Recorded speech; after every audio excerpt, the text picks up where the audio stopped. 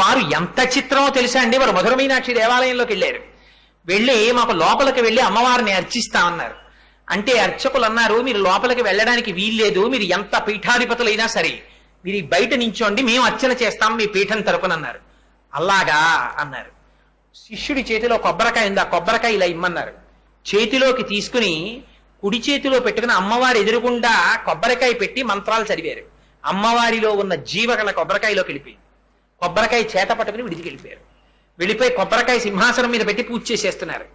మధుర మీనాక్షి అమ్మవారి విగ్రహం చరిత్రలో ఎన్నడూ లేని విధంగా వెలవెలపోయి హడిలిపోయారు అర్చకులు.